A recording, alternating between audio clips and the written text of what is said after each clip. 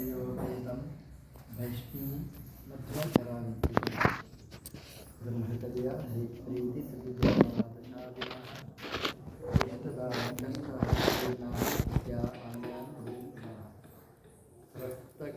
ನಮಃ.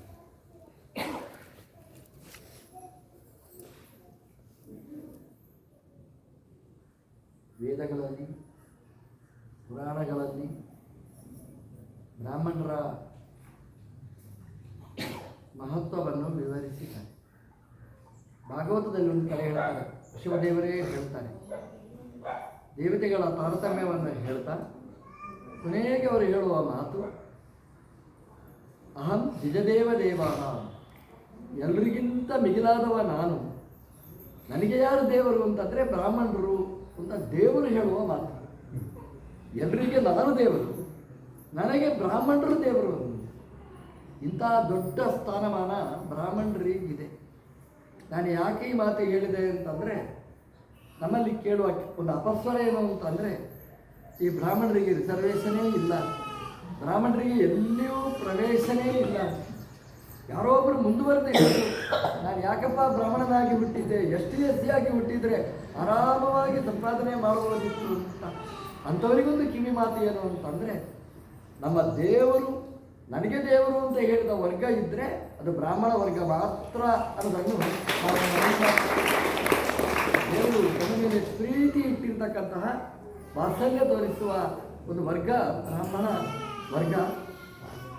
ನಮಗೆ ರಿಸರ್ವೇಷನ್ ಇಲ್ಲ ಅನ್ನೋದು ಸತ್ಯ.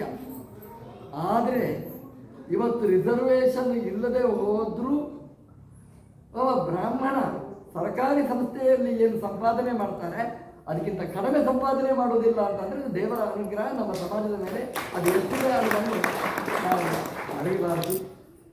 ಒಂದು ರೀತಿಯಲ್ಲಿ ಗೌರ್ಮೆಂಟಿಂದ ಎಲ್ಲ ರೀತಿಯಲ್ಲಿ ನಾವು ವಂಚಿತರಾಗಿದ್ದೇವೆ. ಆದರೆ ಅದರ ಬೆನ್ನ ಹಿಂದೆಯೇ IT BT ಕಂಪನಿಗಳು ಬಂದದ್ದು ಬ್ರಾಹ್ಮಣರಿಗೋಸ್ಕರ. ಹಾಗಾಗಿ ಅದರಲ್ಲಿ ದೇವರು ನಮಗೆ ಒಂದರಲ್ಲಿ ತೆಗೆದರೆ ಇನ್ನೊಂದು ಕಡೆ ನಮಗೆ ಅನುಗ್ರಹ ಮಾಡ್ತಾನೆ. ಬ್ರಾಹ್ಮಣೋಸ್ಯ ಮುಖಮಾಸೀತ್ ಅಂತ ದೇವರು ಹೇಳೋದು, ನನ್ನ ಮುಖ ಅದು ಬ್ರಾಹ್ಮಣರು. ಬ್ರಾಹ್ಮಣರು ಏನು ಹೇಳ್ತಾರೆ ಅದಕ್ಕೆಲ್ಲ ನಂದು ಅಸ್ತು ಅಸ್ತು ಅಸ್ತು ಅಂತ ನಾನು ಹೇಳ್ತೇನೆ ಅಂತ ಆ ಬ್ರಾಹ್ಮಣರ ಮೇಲೆ, ಆ ಜಾತಿಯ ಮೇಲೆ ದೇವರು ದೊಡ್ಡ ಸ್ಥಾನವನ್ನು ಕೊಟ್ಟಿದ್ದಾನೆ. ಇವತ್ತು ನೀವು ನೋಡಿ, ಹೊರಗಿನ ಪರೀಕ್ಷೆಗಳೆಲ್ಲ ಇದೆ, ನಮ್ಮ ವೈದಿಕ ಪರೀಕ್ಷೆಗಳು ಇರುತ್ತೆ. ವೈದಿಕ ಪರೀಕ್ಷೆ ಅಂದರೆ ವೇದ ಪರೀಕ್ಷೆ. 10,000 ಮಂತ್ರಗಳ ಋಗ್ವೇದ ಇದೆ. ಪುಸ್ತಕವನ್ನು ಬದಿಗಿಟ್ಟು ಇವತ್ತು 10,000 ಆ ಮಂತ್ರಗಳನ್ನು ಎಲ್ಲಿ ಬೇಕಾದರೂ ಕೇಳಿ ಇಡೀ ಸಭೆಯ ಮುಂಭಾಗದಲ್ಲಿ ಪರೀಕ್ಷೆಗಳು ಒಂದು ವರ್ಗ ಇದ್ದರೆ ಅದು ಬ್ರಾಹ್ಮಣ ವರ್ಗ ಮಾತ್ರ ಅನ್ನೋದು ನಾವು ಮರೆಯಬಾರದು. ಇದೆಲ್ಲ ಕಂಪ್ಯೂಟರಲ್ಲಿ ತೆಗೆದು ನೀವು ಹೇಳ್ಬೋದು. ಕಂಪ್ಯೂಟರ್ ಇಲ್ಲದೆ ಕಂಪ್ಯೂಟರ್ ಮೈಂಡೆಡ್ ಅನ್ನೋದು ಇದ್ದರೆ ಅದು ಬ್ರಾಹ್ಮಣ. ಅದೇ ರೀತಿ ವೇದಾಂತಕ್ಕೆ ನಾವು ಬಂದರೆ 600 ಪತ್ರಗಳ ಸುಧಾ. ಆ 600 ಪತ್ರಗಳ ಸುಧಾ ಪರೀಕ್ಷೆ ಮಾಡುವವರ ಕೈಯಲ್ಲಿ ಪುಸ್ತಕ ಇರ್ತದೆ, ಪರೀಕ್ಷೆ ಕೊಡುವ ವಿದ್ಯಾರ್ಥಿಯ ಕೈಯಲ್ಲಿ ಮಸ್ತಕ ಇರ್ತದೆ. ಅವರು 600 ಪತ್ರದಲ್ಲಿ ಎಲ್ಲಿ ಹೇಳಿದರೂ ಹೇಳ್ತಾನೆ ಅಂತಂದರೆ ಆ ಬ್ರಾಹ್ಮಣರ ಸ್ಥಾನ ಅದು ಎಷ್ಟಿದೆ ಅನ್ನೋದನ್ನು ನಾವು ಚಿಂತನೆ ಮಾಡಬೇಕು. ಹಾಗಾಗಿ ದೇವರು ಬ್ರಾಹ್ಮಣರನ್ನು ಜಾತಿ ಮಾತ್ರ ಕೊಟ್ಟದ್ದಲ್ಲ, ಧಿಯೋಯೋನ ಪ್ರಚೋದಯಾತ ಅನ್ನುವ ಬುದ್ಧಿಶಕ್ತಿಯನ್ನು ನಮಗೆ ಕೊಟ್ಟಿದ್ದಾನೆ. ಉಪನಿಷತ್ತಲ್ಲಿ ಹೇಳ್ತಾನೆ, 2 ಕಟ್ಟಿಗೆ, ಆ ಕಟ್ಟಿಗೆಯ ಬೆಂಕಿ ಕಾಣುವುದಿಲ್ಲ. 2 ಕಟ್ಟಿಗೆಯನ್ನು ತಿಕ್ಕಿದರೆ ಅದರಲ್ಲಿ ಬೆಂಕಿ ಬರುತ್ತೆ. ಆ ಬೆಂಕಿಯಿಂದ ಅಡುಗೆನೂ ಮಾಡಬಹುದು, ಆ ಬೆಂಕಿಯಿಂದ ಇಡೀ ಜಗತ್ತಿಗೆ ಬೆಳಕನ್ನೂ ಕೊಡಬಹುದು. 2 ಕಟ್ಟಿಗೆಯಲ್ಲಿ ಕಾಣುವ ಬೆಂಕಿ ಕಾಣುವುದಿಲ್ಲ, ಪರಸ್ಪರ ಸಂಘರ್ಷದಿಂದ ಬೆಂಕಿ ಕಾಣ್ತದೆ. ಅದೇ ರೀತಿ ಆಚಾರ್ಯ ಆದ್ಯ ಅರಣಿಸ್ಯ ಅಂತೇವಾಸ್ಯುತ್ತರಾರಣಿ ಅಂತ ಭಾಗವತ ವೇದದ ಸಂದೇಶವನ್ನು ಹೇಳ್ತಾ, 2 ಕಟ್ಟಿಗೆ ಅಂತಂದರೆ ಗುರು ಮತ್ತು ಶಿಷ್ಯ. ಇನ್ನೊಂದು ಕಟ್ಟಿಗೆ ಇರುವುದಲ್ಲ, ಗುರು ಶಿಷ್ಯರೇ 2 ಕಟ್ಟಿಗೆಗಳು. 2 ಕಟ್ಟಿಗೆಯಿಂದ ಬೆಂಕಿ ಬಂದ ಹಾಗೇನೆ ಗುರು ಶಿಷ್ಯರೆಂಬಂತಹ 2 ಕಟ್ಟಿಗೆಗಳು ಒಟ್ಟು ಸೇರಿದರೆ ಅದರಲ್ಲಿ ಜಗತ್ತನ್ನೇ ಬೆಳಗಿಸಬಲ್ಲ ಜ್ಞಾನದ ಜ್ಯೋತಿ ಉಂಟಾಗುವುದು. ಇವತ್ತು ಶಾಂತಿ ಪಾಠದ ಮೂಲಕ ಈ ಗುರುಕುಲ ಪ್ರಾರಂಭ ಆಗಿದೆ. ಶಾಂತಿ ಮಂತ್ರದ ಮೂಲಕ ಪ್ರಾರಂಭ ಆಗುವ ಈ ಗುರುಕುಲ ಇಡೀ ಜಗತ್ತಿಗೆ ಶಾಂತಿಯನ್ನು ಕೊಡತಕ್ಕಂಥದ್ದು ಅನ್ನುವ ಸಂದೇಶ ಅದರಲ್ಲಿ ತುಂಬಿಕೊಂಡಿದೆ. ಶಾಂತಿ ಅಂತಂದರೆ ಪರಾಕಾಷ್ಠೆ, ತೃಪ್ತಿ ಸಿಗುವಂತಹದ್ದು. ಅಧ್ಯಯನದಲ್ಲಿ ವೇದಗಳ ಅಧ್ಯಯನದಲ್ಲಿ ಆನಂದ ಅನುಭವಿಸ್ಲಿಕ್ಕಾಗುತ್ತೆ. ನಾವು ಕೇಳುವಾಗಲೂ ಆನಂದ, ಹೇಳುವಾಗಲೂ ಆನಂದ, ಅದರ ಫಲನೂ ಆನಂದದ ಮೋಕ್ಷ. ಅಂತಹ ಗುರುಕುಲ ಇವತ್ತು ಈ ರಾಮಧಾಮದಲ್ಲಿ ಪ್ರಾರಂಭ ಆಗಿದೆ. ನಮ್ಮ ಗುರುಗಳು ಈ ಜಾಗದಲ್ಲಿ ಅದೆಷ್ಟು ರಾಮನವಮಿಗಳನ್ನು ಮಾಡಿದ್ದಾರೆ, ಅದೆಷ್ಟು ಶಿಬಿರಗಳನ್ನು ನಡೆಸಿದ್ದಾರೆ. ಆ ಶಿಬಿರದ ಫಲವಾಗಿ ಅದೆಷ್ಟು ವಿದ್ಯಾರ್ಥಿಗಳು ವಿದ್ಯಾಪೀಠ ಸೇರಿದ್ದಾರೆ. ಅದನ್ನು ನೆನಪಿಸಿದರೆ ರೋಮಾಂಚ ಅನಿಸ್ತದೆ. ನೂರಾರು ಜನ ಇಲ್ಲಿ ಜ್ಞಾನಸತ್ರ ನಡೆಸಿದ ದಾಖಲೆಗಳು, ಅವರ ಸಂಕಲ್ಪ. ಹಾಗಾಗಿ ನಮ್ಮದೊಂದು ಸಂಕಲ್ಪ ಇತ್ತು, ಅವರ ಸಂಕಲ್ಪ ದೊಡ್ಡದು. ನಮ್ಮದು ಸಂಕಲ್ಪ ಒಂದು ಇಂಗ್ಲೀಷ್ ಮೀಡಿಯಂ ಸ್ಕೂಲ್ ಮಾಡಬೇಕು ಅಂತ. ಆ ಕಟ್ಟಡ ಹಾಗೇನೇ ಅವರು ಕಟ್ಟಿದ ಕಟ್ಟಡ ಅದು ವೇದಾಂತ ಗುರುಕುಲ ಆಗಬೇಕು ಅಂತ. ಹಾಗೆ ಗುರು ಶಿಷ್ಯರ ಈ ಅವರು ಕಟ್ಟಡದಲ್ಲಿ ಗುರುವಿನ ಕಟ್ಟಡವೇ ಜೋರಾಗಿ ಇವತ್ತು ವೇದಾಂತ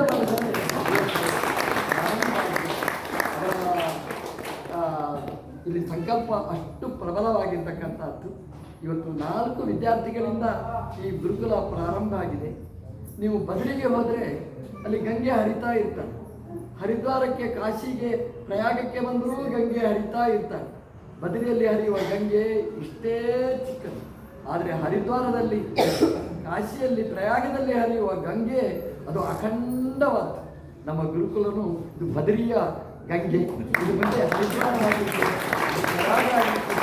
ಹಾಗಾಗಿ ಅಂತ ಈ ಸಂದರ್ಭದಲ್ಲಿ ದೇವರಲ್ಲಿ ಪ್ರಾರ್ಥನೆ ಮಾಡ್ತಾ ನಿಮ್ಮೆಲ್ಲರ ಸಹಕಾರ ಅದಕ್ಕೆ ಇವತ್ತೊಂದು ದೊಡ್ಡ ಉದಾಹರಣೆಯಾಗಿದೆ. ಒಬ್ಬೊಬ್ಬರೂ ಒಂದೊಂದು ಶಕ್ತಿಯಾಗಿ ನಮಗೆ ಬೆನ್ನೆಲುಬಾಗಿ ನಿಂತವರು. ಅವರ ಎಲ್ಲ ಉಲ್ಲೇಖಗಳನ್ನು ಮಾಡಲಿಕ್ಕಾಗಲಿಲ್ಲ. ಮೋಹನಾಚಾರ್ಯರು ಅಲ್ಲಲ್ಲಿ ಚಿಕ್ಕ ಪರಿಚಯ ಮಾಡಿದ್ದಾರೆ. ನಮಗೆ ನಿಮ್ಮ ಈ ಸಹಾಯ ಇವತ್ತೇನು ಸಿಕ್ಕಿದೆ ಇದು ಕೊನೆಯ ತನಕನೂ ನಮಗೆ ಹರಿದು ಬರಲಿ, ಎಲ್ಲರನ್ನೂ ದೇವರು ಹರಸಲಿ ಅಂತ ಒಬ್ಬೊಬ್ಬರನ್ನೂ ಕೂಡ ನಾನು ವಿಶೇಷವಾಗಿ ಹೆಸರೆತ್ತಿ ಹೇಳದೆ ಅವರ ಉಪಕಾರಗಳನ್ನು ದೇವರಿಗೆ ಸಲ್ಲಿಸ್ತಾ, ಭಗವಂತನಿಗೆ ಗುರುಗಳ ಹತ್ರ ಹೇಳ್ತಾ ಈ ಗುರುಗಳ ಚೆನ್ನಾಗಿ ಬೆಳೆಯಲಿ. ನಾವು ನಮ್ಮ ಗುರುಗಳು ಪೇಜಾರ ಸ್ವಾಮಿಗಳು ಕೇಳಿದ್ದುಂಟು, ದೊಡ್ಡ ದೊಡ್ಡ ಸಭೆಗಳಲ್ಲಿ ಹೇಳಿದ್ದುಂಟು, ನಾವು ವಿಶ್ವಾಮಿತ್ರನ ಹಾಗೆ. ವಿಶ್ವಾಮಿತ್ರ ಏನು ಕೇಳಿದ ದಶರಥನ ಹತ್ರ? ನಿನ್ನ ಅರಮನೆ ಕೊಡು, ನಿನ್ನ ದುಡ್ಡು ಕೊಡು, ಅದನ್ನು ಯಾವುದೂ ಕೇಳಲಿಲ್ಲ. ವಿಶ್ವಾಮಿತ್ರನ ಹತ್ರ ಕೇಳಿದ್ದು ದಶರಥ ಹತ್ರ ಎರಡೇ ಕೇಳಿದ್ದು, ಒಂದು ರಾಮ, ಒಂದು ಲಕ್ಷ್ಮಣ, ಎರಡನ್ನು ಕೊಟ್ಟುಬಿಡು, ನಾನು ಕರ್ಕೊಂಡು ಹೋಗ್ತೇನೆ ಅಂತ. ಅವ ಹೇಳಿದ, ನನ್ನ ಮಕ್ಕಳಿಗೆ ನಾನು ಮದುವೆ ಮಾಡಬೇಕು ಅಂತ ತೀರ್ಮಾನ ಮಾಡಿದ್ದೇನೆ ಅಂತ. ವಿಶ್ವಾಮಿತ್ರರು ಹೇಳಿದರು, ನನಗೆ ಅವರು ಹುಡುಗರನ್ನು ಕೊಡು, ಅಷ್ಟೇ ನಾನು ಕೇಳೋದು ಅಂತ. ಆ ವಿಶ್ವಾಮಿತ್ರರ ಪ್ರಭಾವ ಎಷ್ಟು ಬೀರಿದ ದಶರಥನಿಗೆ ಅಂತ ವಿಶ್ವಾಮಿತ್ರರ ಬೆನ್ನ ಹಿಂದೆ ರಾಮ ಲಕ್ಷ್ಮಣರನ್ನು ಕಳಿಸಿದ. ಆ ರಾಮ ಲಕ್ಷ್ಮಣರನ್ನು ಕರ್ಕೊಂಡು ಹೋದ ವಿಶ್ವಾಮಿತ್ರರು ವಿದ್ಯೆ ಕೊಟ್ಟದ್ದಷ್ಟೇ ಅಲ್ಲ, ಅರಮನೆಗೆ ಮುಟ್ಟಿಸುವಾಗ 2 ಮಕ್ಕಳಿಗೆ ಮದುವೆ ಅಲ್ಲ, 4 ಮಕ್ಕಳಿಗೆ ಒಂದೇ ವಿಶ್ವಾಮಿತ್ರರು ನನಗೆ ಕಳಿಸಿಕೊಟ್ಟರು ಅಂತ. ಅದೇ ರೀತಿ ನಿಮ್ಮ ಸಮಾಜದ ಹತ್ರ ನಾನು ಕೇಳೋದು ಇಷ್ಟೇ. ನಮ್ಮ ಬ್ರಾಹ್ಮಣ ಸಮಾಜ ಇವತ್ತು ತುಂಬ ಶೋಷಿತವಾಗ್ತಾ ಇದೆ. ನಾನು ಆರ್ಥಿಕವಾಗಿ ಹೇಳ್ತಾ ಇರುವುದಲ್ಲ, ಸಂಖ್ಯೆಯಲ್ಲಿ ದುರ್ಬಲ ಆಗ್ತಾ ಇದೆ.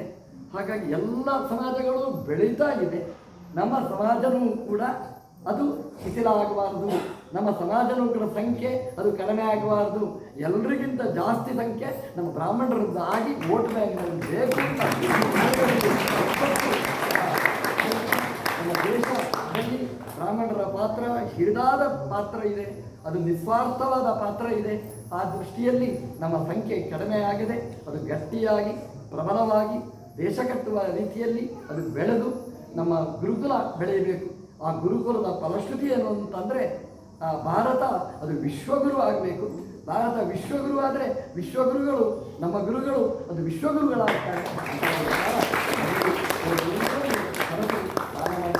ಸಮರ್ಪಣೆ ಮಾಡಿದ ಎಲ್ಲರೂ ಒಬ್ಬೊಬ್ಬರನ್ನೂ ಕೂಡ ನಮ್ಮ ಮೋಹನಾಚಾರ್ಯರು ಎಲ್ಲರನ್ನೂ ಜೋಡಿಸಿದ್ದಾರೆ. ನಮ್ಮ ದೇಸಾಯಿ ಅವರು 2 ತಿಂಗಳು ಮಗ ಒಟ್ಟಿಗೆ ಸೇರಿ ಈ ಹಣತನ್ನು ಹೊಸ್ತು ಮಾಡಿದ್ದಾರೆ. ಹೊಸ ಕಟ್ಟಡ ಕಟ್ಟಬಹುದು, ನಮ್ಮದು ಹೊಸ ಕಟ್ಟಡ ಕಟ್ಟಲಿಕ್ಕೆ ಅವರಿಗೆ ಹೇಳಲಿಲ್ಲ ನಾವು. ಹಾಗಾಗಿ ಇದ್ದ ಕಟ್ಟಡವನ್ನೇ ಅಲ್ಲಿದ್ದು ಬಿಚ್ಚಿ ಇಲ್ಲಿದ್ದು ಬಿಚ್ಚಿ ಅದನ್ನು ತುಂಬ ಹೋರಾಡಿದ್ದಾರೆ. ಅವರ ಸೇವೆನೂ ದೊಡ್ಡದು.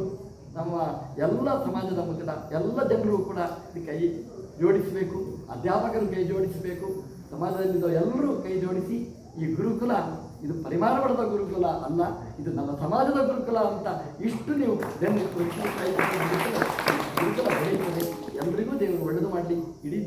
ಒಳ್ಳೆಯದಾಗಲಿ ಅಂತ ಈ ಸಂದರ್ಭದಲ್ಲಿ ದೇವರಲ್ಲಿ ಗುರುಗಳಲ್ಲಿ ವಿಶೇಷವಾಗಿ ಪ್ರಾರ್ಥಿಸ್ತೇನೆ. ಬಂದ ನಿಮಗೆಲ್ಲ ಈಗಾಗಲೇ ತಡ ಆಗಿದೆ, ವಿಳಂಬ ಆಗಿದೆ. ದೇವರೆಲ್ಲರೂ ಒಳ್ಳೆಯ ಮಾಡಲಿ ಅಂತ ಪ್ರಾರ್ಥಿಸ್ತೇನೆ.